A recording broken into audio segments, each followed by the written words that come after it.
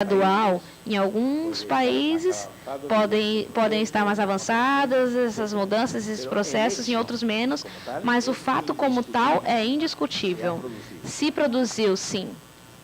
Outra coisa é como nós podemos nos dar conta teórica, conceitualizar esse fenômeno. E é diferente, por exemplo, um positivista ou muitos positivistas reconhecem que tiveram lugar esses câmbios, que aconteceram esses câmbios, mas eles pensam que um teórico do direito ou um jurista deveria seguir sendo positivista, enquanto que outros diriam não. Necessitamos um paradigma diferente. Ou seja, que no mesmo nome, neoconstitucionalismo, existe já uma falta de claridade que eu acredito que convém eliminar, porque convém que resulta que essa expressão, neoconstitucionalismo, que teve muito sucesso na América Latina, que teve muito êxito, em particular no Brasil.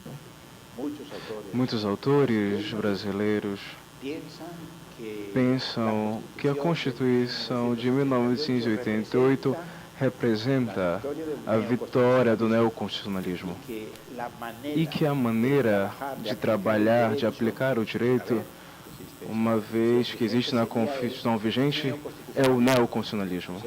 Ou seja, que já não poderia ser positivista jurídico, mas neoconstitucionalismo. E diante disso, muitos autores também reagiram. Não, devemos combater o neoconstitucionalismo pelos riscos que ele tem. Normalmente, essa forma de riscos de ativismo judicial.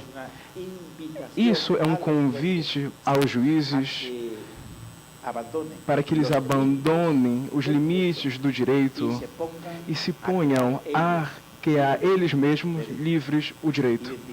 Identifica o direito com os princípios constitucionais e os princípios constitucionais com os princípios morais. E, definitivamente, se sintam livres, desvinculados dos limites autoritativos do direito. No Brasil, há inclusive alguns autores, como Lênio Streck, que eu tive a oportunidade de discutir, que primeiro, em algum momento, se declarou neoconstitucionalista e depois fez uma crítica, não, mostrando, eu diria, todos esses riscos. Tratamos de ver isso com um pouco mais de detalhe. O que quer dizer? A origem da palavra neoconstitucionalismo vem de uma série de professores italianos da Universidade de Gênova. Comanducci, por exemplo, é um dos autores. Gênova é uma escola muito importante do direito, com uma tendência positivista. E eles introduziram a expressão neoconstitucionalismo com um sentido crítico, desqualificador, para dizer nós somos positivistas e que devemos ser. E agora vemos que começam a ter muito sucesso doutrinas que qualificam de neoconstitucionalistas e que pretendem rechaçar essa sua origem, a origem da expressão. Como se caracterizava o neoconstitucionalismo? De uma maneira muito pouco precisa, sem os neoconstitucionalistas rompem com a distinção entre o direito e a moral. Por exemplo, sustentam que para identificar o direito ou para motivar uma decisão num caso de um juiz, vai existir, deve ser incorporado também raciocínio moral. Eles dizem, mas pelo contrário, deve manter uma separação estrita entre o direito e a moral, entre a descrição do que é o direito e a prescrição do que deveria ser o direito. Isso é uma das coisas. Além disso, os neoconstitucionalistas teriam a identificar o direito com princípios e não com regras. Isso é uma das grandes distinções que introduziu Dworkin numa obra muito famosa, tomar o direito, levar o direito em sério, ou seja, criticando os positivistas. O direito para ele não é só regras, que quer dizer pautas específicas de comportamento, mas também princípios. Eu coloco um exemplo para que se possa ser mais compreensível. A não discriminação por razão de sexo é um princípio. Está formulado em todas as nossas constituições. Na Espanha diz que todos os espanhóis são iguais diante da lei e que não podem prevalecer discriminação alguma por razão, seja por raça, sexo, religião e algo semelhante, existe em todas as constituições. Isso é um princípio, uma pauta aberta de comportamento. E uma regra em relação com a mesma pode ser uma regra de direito do trabalho que diga que por el mismo trabajo la mujer debe recibir exactamente el mismo salario que un varón. O sea, es una aplicación concreta del principio de no discriminación por razón de sexo. Ya vemos que son enunciados distintos. Entonces los positivistas critican los neoconstitucionalistas diciendo vosotros identificáis el derecho con principios y os olvidáis de las reglas. Fíjense, claro, que las reglas están conectadas con la idea de seguridad, de certeza.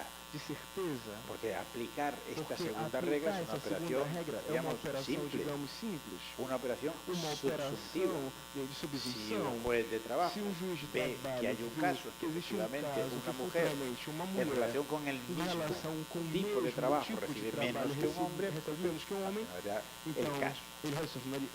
el caso. Que si aparece, por ejemplo, un caso de eso que se suele llamar discriminación inversa o acción afirmativa.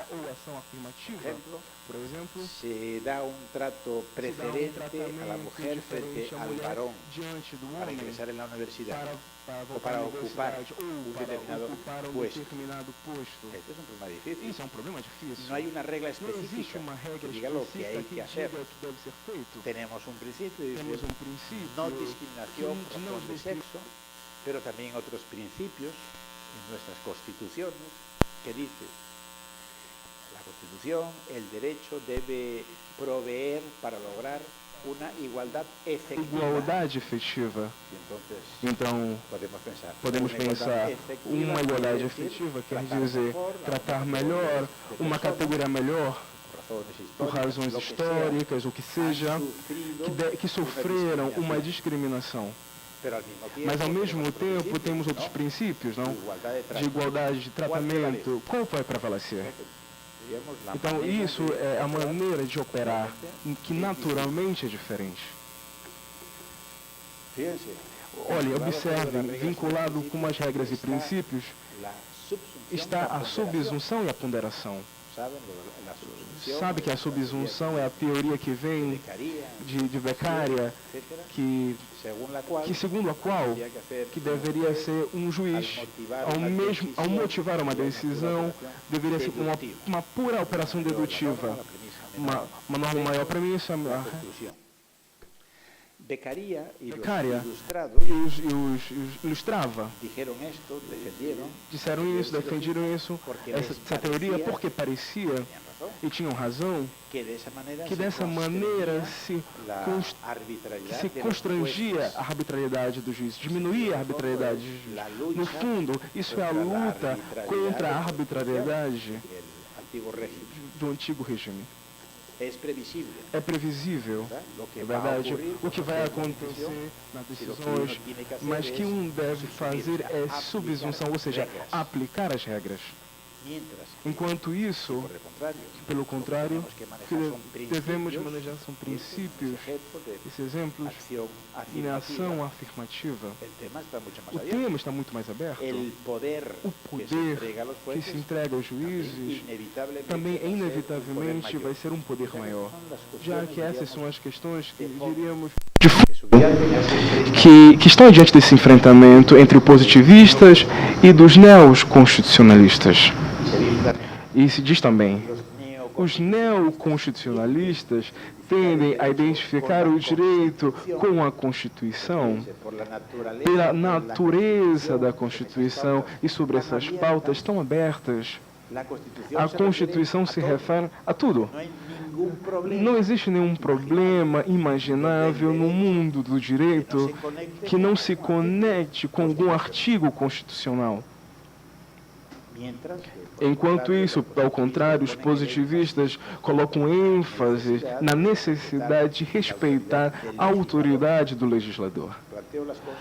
Propõem coisas de oposições drásticas, que em realidade que não é tão drástico, que o positivista vai dizer, sim, os princípios vão ter seu papel, a sua tendência é diminuir o seu papel.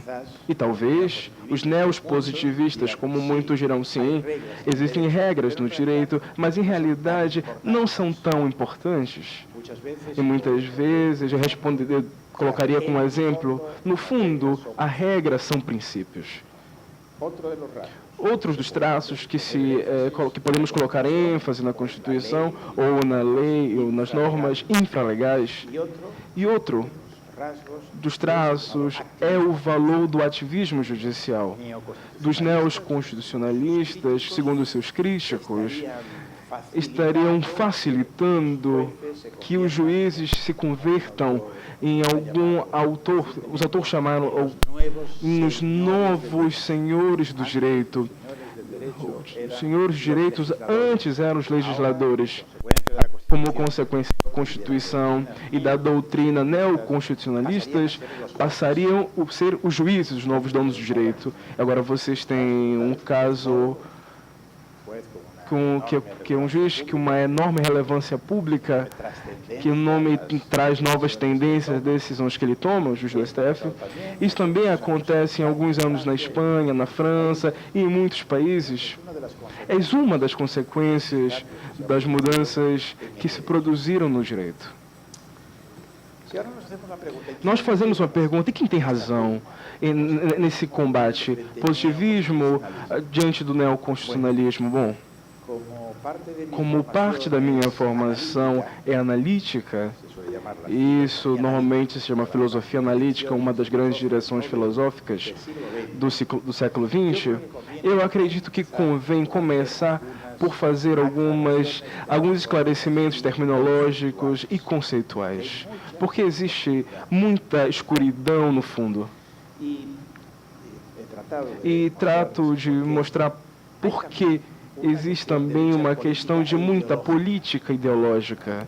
E, digamos, ninguém está livre disso. Por isso contribui os problemas, desde o ponto de vista conceituais, não sejam claros. Eu diria que o erro que cometem os críticos positivistas é de construir um tipo de falácia, uma falsidade, uma falácia do homem. Se constrói um inimigo fácil para também combater de forma cômoda, mas constrói utilizando elementos que ao mesmo tempo fazem que as coisas sejam confusas, por isso precisamente é uma falácia. Em que consiste a confusão? Pois depois de mostrar os traços que eu fiz referência, fica claro que são traços que não são precisos, porque todas essas características se dão como contínua. Quer dizer que alguém pensa que o direito só existe princípios, ou, ao contrário, estou dizendo que, além disso, de regras existem princípios, ou seja, não existem só regras.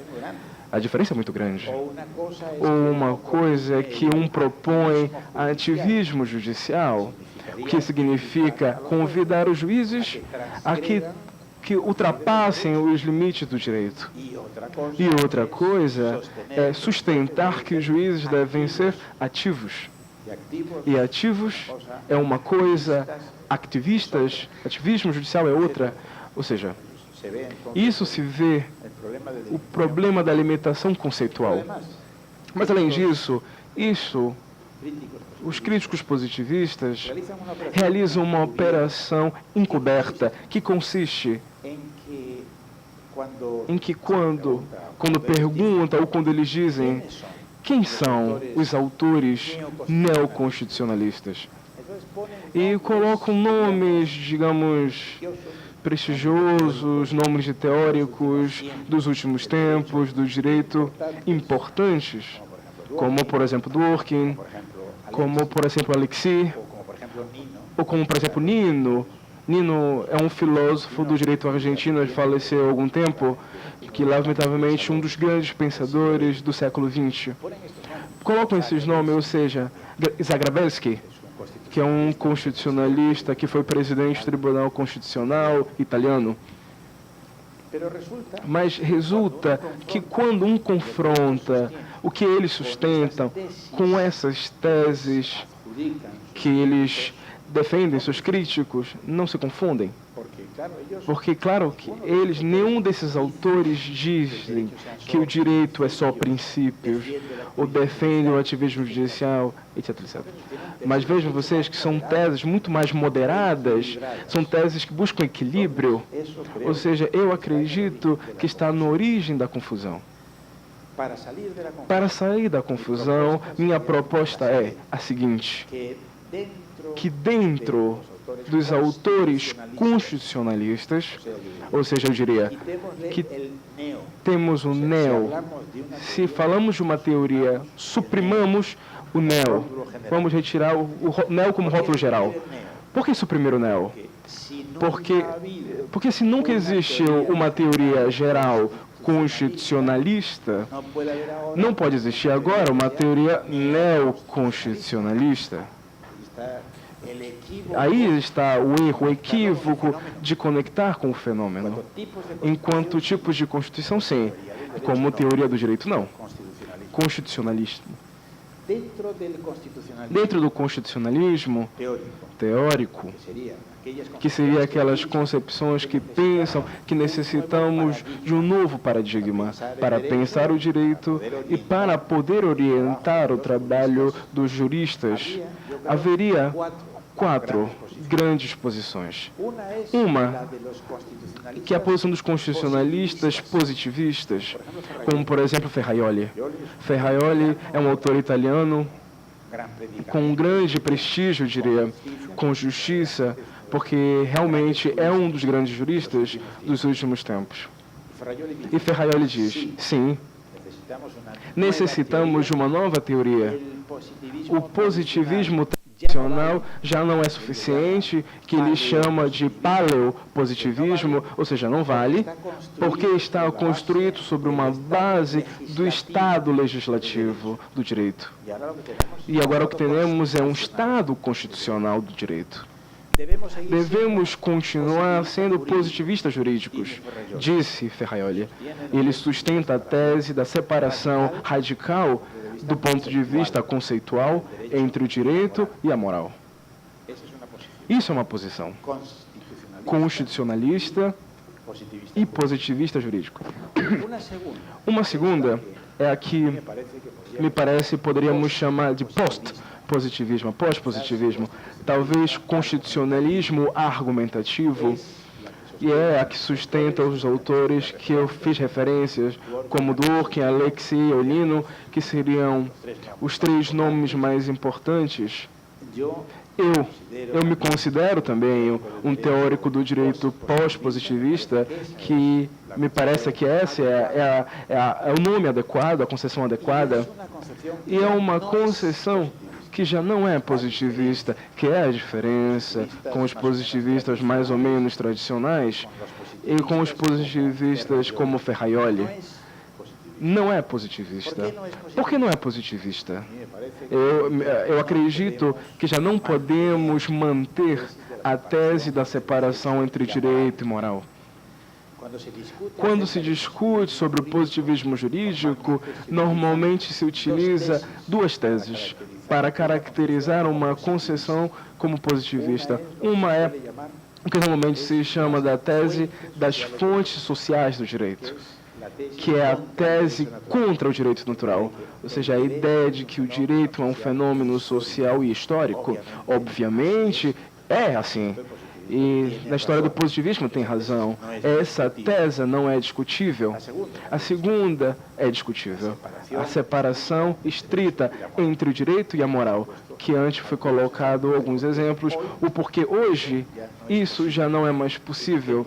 Porque então não se pode ser um positivismo, e muito menos no sentido de Ferraioli.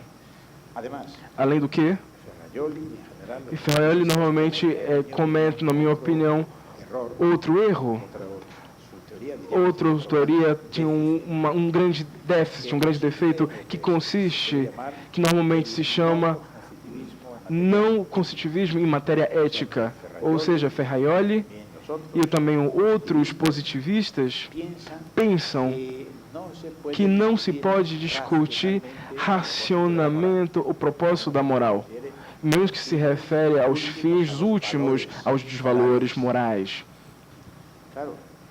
Claro que se um pensa, como é o meu caso, que a argumentação jurídica tem um ingrediente moral, que para motivar uma decisão, um juiz deve fazer explicitamente ou implicitamente, sempre existe um componente moral.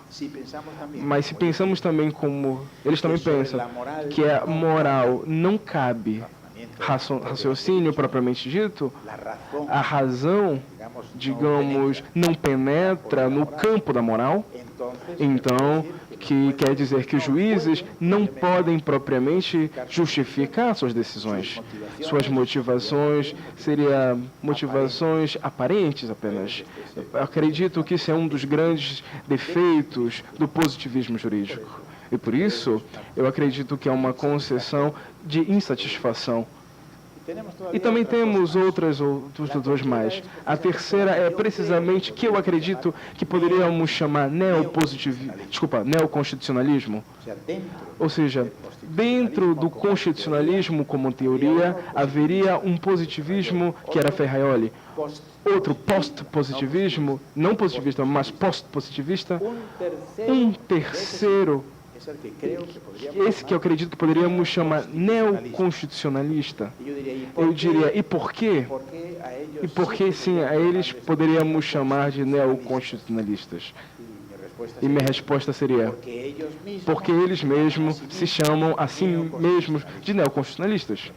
De maneira que damos a eles o gosto, minha opinião, não é uma denominação muito adequada, mas eles se chamam assim. Então, percebam que isso é importante, porque então estes autores seriam efetivamente os que mereceriam as críticas que é dirigida aos positivistas, não ao post-positivismo, mas a crítica usuais frente ao neoconstitucionalismo se referiam a eles, que eu diria que não são autores de grande relevância teórica. O neoconstitucionalismo, assim entendido na minha opinião, é uma concepção do direito que é insustentável. Assim que, por isso, o sentido do título não deve ser neoconstitucionalista, muito menos positivista jurídico. Mas sim, uma concepção mais adequada deveria ser o constitucionalismo post-positivista. E, por exemplo, existe outros autores de inspiração que é justnaturalista, que se chama também de constitucionalismo. É uma teoria constitucionalista, justnaturalista ou neo-justnaturalista. Eu acredito que eu falei muito, mas eu me disponho sem limites. Bom, não, sem limite não, por favor. O abuso é ruim, em qualquer caso. Mas se me permitem ainda, eu falaria 10 ou 15 minutos mais para tratar um pouco tratar a questão da concepção que eu qualifico como post-positivista. O que quer dizer post-positivista, dito de uma forma mais precisa e com algum detalhe? Eu quero dizer primeiro que é uma concessão totalmente constitucionalista. Eu acredito que é a única capaz de dar conta dessas mudanças que foram produzidas e que continuam sendo produzidos nos nossos direitos, que é um fato que é induvidavelmente uma concessão como, por exemplo, de Ferraioli. Eu acredito que não dá conta da Constituição precisamente porque é positivista e porque é cético do ponto de vista valorativo. E então, continua vendo o direito como um fenômeno puramente de autoridade. Vamos sublinhar a questão da autoridade, porque eu também acredito que o direito é uma prática autoritária, mas eu acredito que não é somente isso. Ou seja, também que disse Ferraioli é que ao modelo clássico do positivismo, as leis e normas infralegais, é adicionado algo mais sobre a questão da Constituição. Mas continua a tese da separação entre o direito e a moral. Isso, com a concepção de neoconstitucionalismo, é também em termos formais, por exemplo. Ele construiu uma grande teoria dirigida à defesa dos direitos fundamentais, mas dá uma definição em termos puramente formais e normativos. Direitos fundamentais é o que está reconhecido na Constituição. Mas, segundo ele, a definição não implica nenhum aspecto substantivo ou axiológico.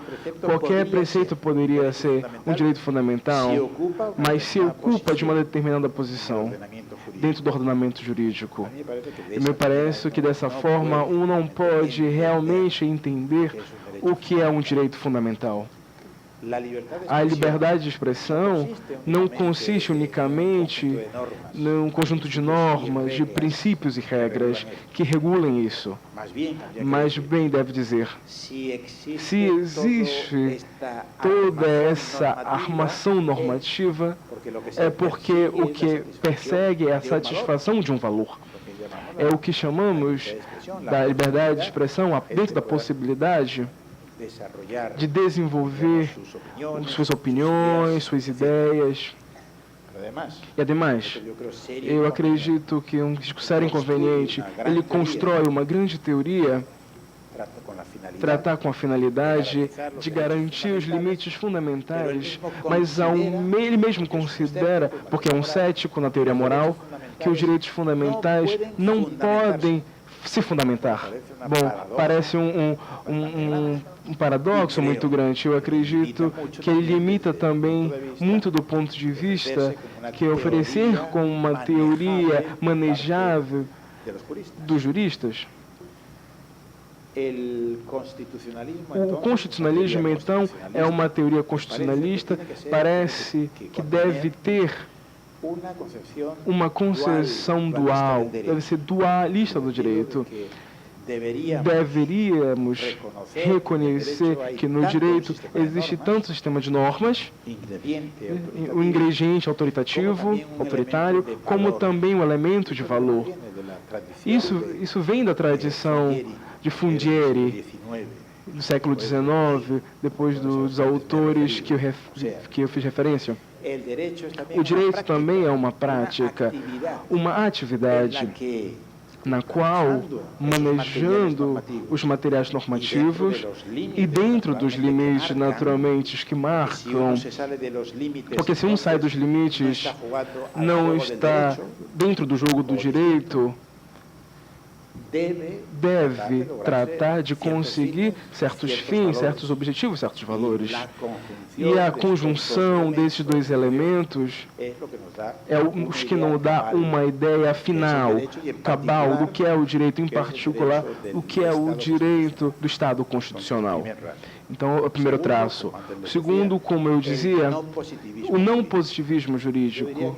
Eu diria que o positivismo jurídico não é tanto uma concepção falsa do direito, mas bem uma concepção pobre. Não permite entender o direito em todas as suas dimensões. Outro traço peculiar dessa concepção seria a tese que normalmente se chamam da unidade da razão prática. A verdade, ela foi formulada antes. O que quer dizer? Que quando se trata de tomar uma decisão prática, o que alguém deve fazer, qualquer âmbito, imaginamos no âmbito do direito, que a razão, a última, são do último tipo moral. Isso, os juízes muitas vezes não entendem, porque eles pensam, não, eu tomo uma decisão porque sigo as pautas do direito positivo, do meu direito positivo. Mas um continua perguntando, e por quê? Por quê? Por que aplica o direito positivo? A resposta normalmente é dada essa. Porque está na Constituição, que é o que devo fazer. Ou porque eu prometi, jurando que eu vou aplicá-la. Muito bem? E um pode continuar se perguntando, e por que acredita que deve manter sua promessa, que deve respeitar a Constituição nesse sentido? Por razões lógicas, a razão é a última, não pode senão ser as razões morais. Em qualquer motivação de um juiz, existe uma premissa, que normalmente é uma premissa implícita, que é de natureza moral, que é a aceitação moral do direito, e que o juiz vai tomar suas decisões utilizando esse direito, não outro, não sua própria moral. Isso é o que quer dizer a tese da unidade da razão prática. Mas, atenção, isso não quer dizer, como efetivamente como sustentam os neoconstitucionalistas e seus críticos, não quer dizer que seja o mesmo a argumentação jurídica e a argumentação moral. Não, são coisas diferentes. Permitam um exemplo. Na Espanha, teve alguns anos uma lei, que foi a lei que permitiu ter o casamento do mesmo sexo. O casamento homoafetivo, como se chama no Brasil. Houve uma modificação do Código Civil, onde se dizia que os efeitos de matrimônio afetarão também quando os contratantes sejam pessoas do mesmo sexo. E houve um recurso de Constituição que chegou até o Tribunal Constitucional Espanhol, e isso mais ou menos uns 3 anos, eu acredito. E aí que o Tribunal se utilizou, sim, a reforma do Código Civil é conforme, de acordo com a Constituição.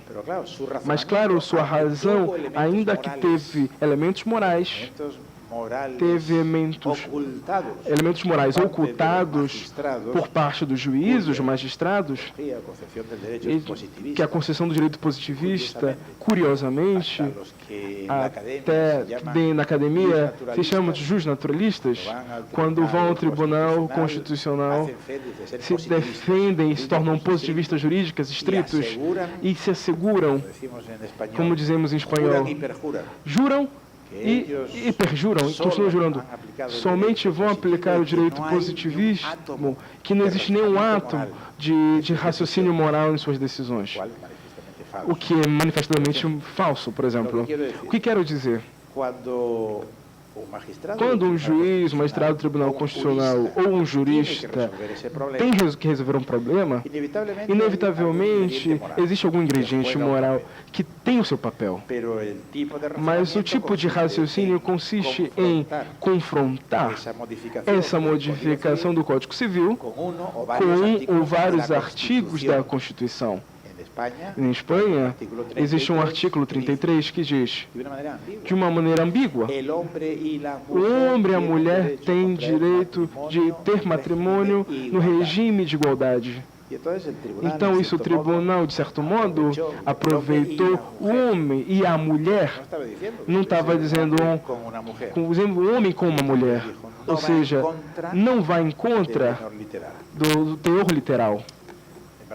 No Brasil, assim, no Brasil a Constituição diz algo diferente, o que diz a espanhola, e pode ter uma explicação de porquê dessa decisão famosa, pois o que se litigiou foi a união homoafetiva, não necessariamente o matrimônio, porque precisamente havia um texto, um artigo onde se referia a isso.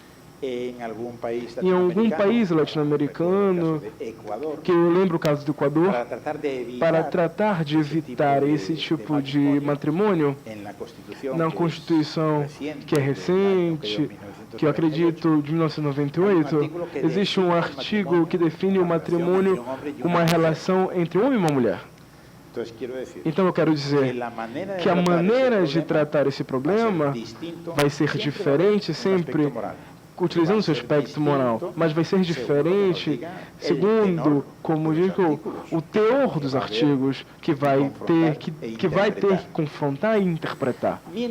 Enquanto isso, se discutíssemos de um ponto de vista especificamente moral essa questão, então não teríamos esses limites. Teríamos que propor unicamente quais são os princípios de uma moral justificada.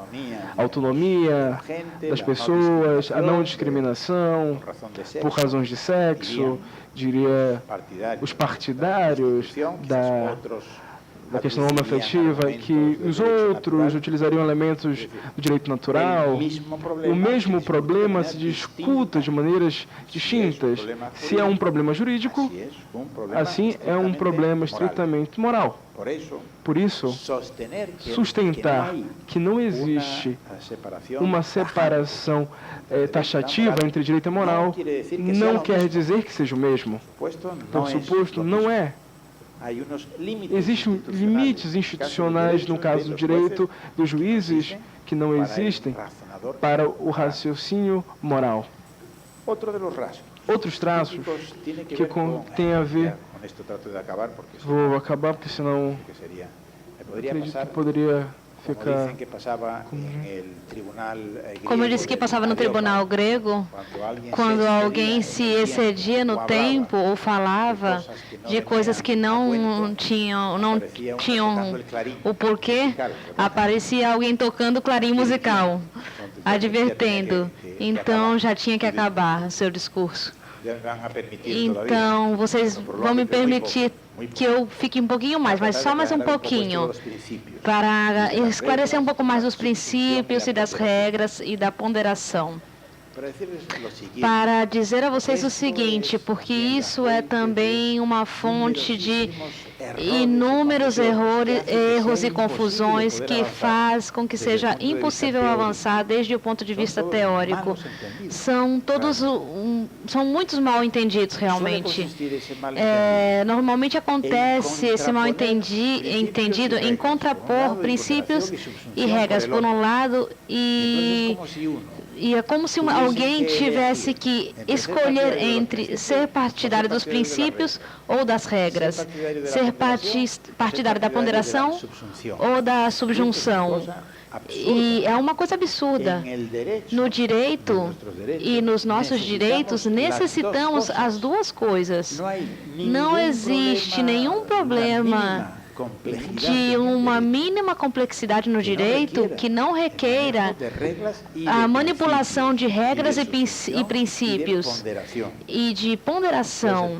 Então, esse não pode ser assim. Seria, de novo, outra falácia, a falácia da falsa oposição. O tratamento teria que ser até onde pode ter um papel importante os princípios, até onde e quem legitimamente pode utilizar o procedimento ponderativo. E em que consiste o procedimento ponderativo? Qual é a sua racionalidade? Quais são os momentos críticos desse tipo de raciocínio, etc. Deixa eu colocar um exemplo já para terminar. Um autor neoconstitucionalista porque ele se denomina assim, espanhol, García Figueroa. Ele é o único espanhol que eu conheça que se autoqualifica de neoconstitucionalista. Isso também é um traço muito